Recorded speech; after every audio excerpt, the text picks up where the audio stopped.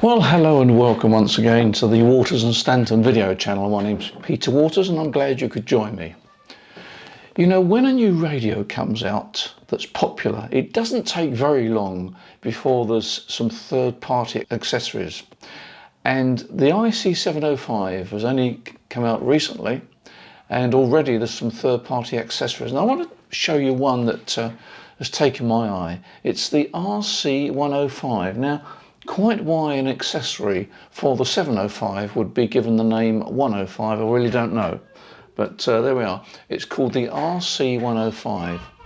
And it's an attachment that goes onto the back of the radio and provides quite a convenient way of mounting an antenna, particularly if you're going to operate portable. So let me put this up on the screen and show you.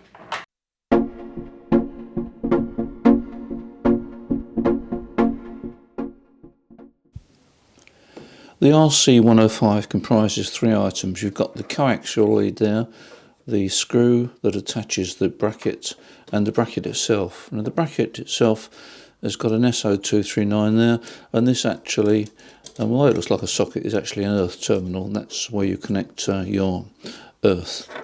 And on the back side there, you've got a means of connecting this lead here, which is rather like an SMA connector really. Sorry about the noise. That connects there, and so now we have the lead ready to go, and all we need to do is to attach the bracket. On the left hand side of the IC-705, just below the BNC antenna socket, you've got this earth terminal here. You need to take that out. That's a screw and two washers. Make sure you don't lose those, put those to one side. Now you put the brackets beside the radio, and you insert that screw that they supply, and that screws up into what was the earth terminal. There we are, the bracket is now in place and ready to go. Finally, you need to connect the BNC connector there. So you've got the BNC connector there, that's the coax cable that goes underneath to the back of the SO239 socket. The SO239 socket is where your antenna is going to go. Now this RC-105 bracket is just attached by one screw there. But the bracket is designed to sit on a flat surface. So this bracket is on the flat surface there, and you can put quite a significant amount of weight on there. I'm not talking about a lot of weight, but if you're going to put a whip on there, it's going to have some weight. So you need to make sure that your transceiver, the 705, is on a flat surface. Now the problem with mounting the radio on a flat surface, of course, is that you haven't got any tilt, and very often when you're using the 705 you want it tilted up somewhat. Now fortunately the bracket allows you to tilt the radio, so this is the angle of the radio that probably a lot of people would like, the radio tilted backwards. So how do you maintain that radio in that tilt position, because you can't get enough tension on this screw here to support the radio? Well, here's the method that I've used. From my music studio I've got some foam sections, and I had one or two spare sections, and I cut off a slither. You can see this is an angled slither of foam. So what I did was I slipped this angle section of foam underneath the IC-705, as you can see here. In actual fact, this section is a bit too long, it needs to be trimmed back. Well, I've actually trimmed the foam now, you can see it's cut back somewhat. In fact, what I would do is I think I'd get a section of foam that goes the full width.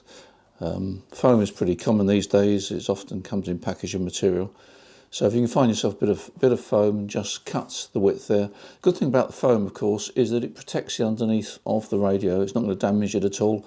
It also protects the surface, whatever it's situated on, and it's a nice firm mount for your radio. So that's the way of angling your radio.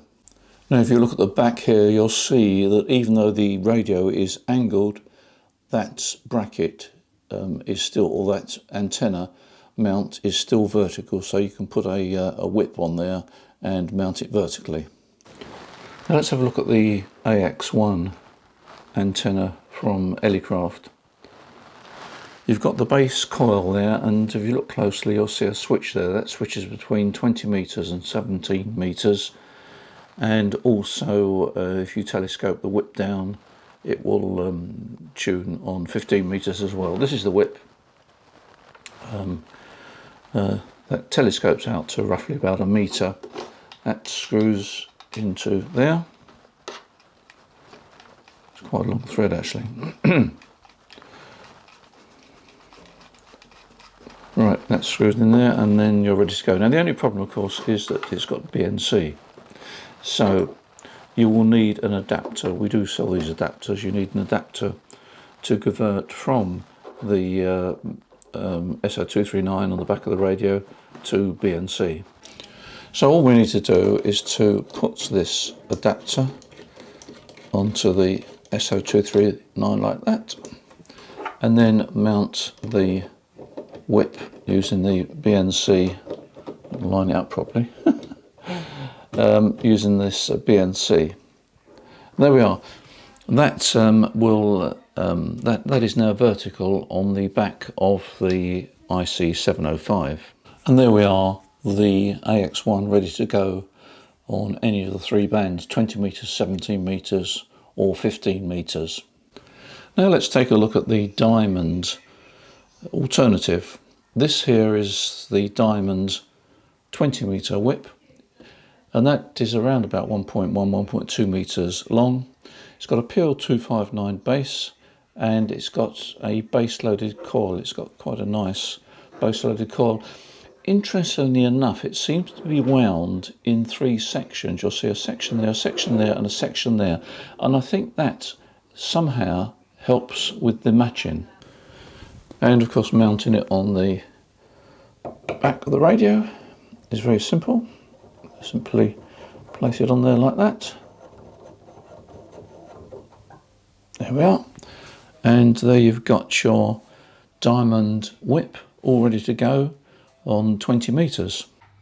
I should add that Diamond make a complete range of single band mobile whips for all bands from 80 through to 6 metres.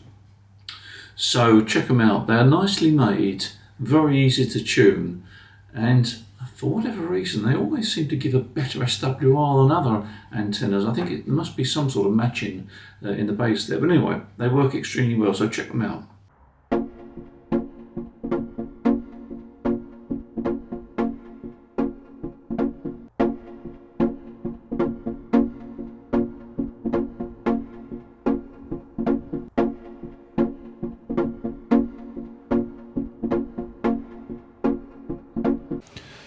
Now with both these antennas you must attach an earth. So I've got to just put that earth there. You can see it now. I'll take my hand away. Right, so we've got an earth on the bracket now. That earth, or that radial, whatever you like to call it, is very important. It needs to be a quarter wave long. Now if you're going to operate one of these whips portable, and you're going to just use one radial, and that's because the easiest way to do it, it's essential that is resonated on the same frequency as the whip, because imagine it as a dipole. Both sides of the dipole have got to be a quarter wave. Now the whips of course are telescopic, so they're only about 1.2 metres long, but your wire is going to be a full length radial. You will need to adjust the radial as well as the whip, and it's something you can probably do in the garden at home. Once you've adjusted it, it's fine. But if you have your whip resonated on 20 metres and your radial is too long or too short, you won't get the SWR down, and in fact what happens is the radial will tend to drag the resonance out of the band. So if you find that you cannot get the resonance inside the band, almost certainly it's because your radial is either too short or too long.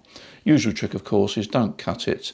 Make it a bit longer and then fold it back on itself, or twist it round, and that works fine. It gives you a bit of flexibility. So with these short whips, you do need a radial attached to that earth point there.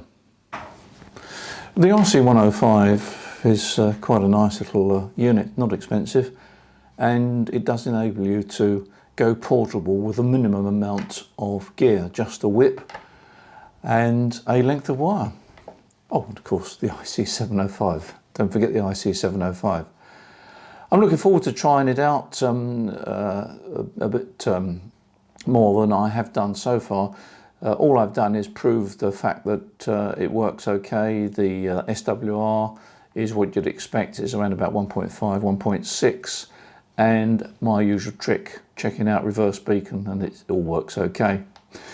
All we need is a bit of sunshine now and a bit of warmth, but you know, you wrap up, it's still okay outside at the moment, and ham radio is all about having fun, isn't it? So if you're an IC-705 owner, I hope it's given you some ideas.